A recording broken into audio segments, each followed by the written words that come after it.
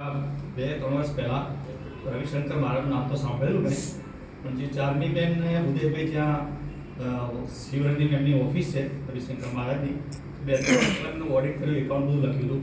અમારા સીએ પ્રફુલ ગંગા સાહેબ એ પણ આ રવિશંકર મહારાજની શિબિરમાં રચા પચાર્યા છે.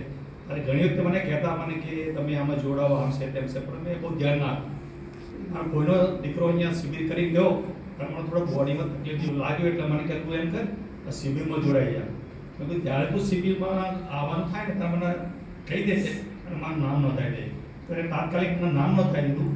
મને એને મેસેજ બી કર્યો, પૈસાનું પેમેન્ટ બી એને છાતી કન્વર્ટ કરી નાખ્યું. પછી પેમેન્ટ બી મેં આપી દીધું.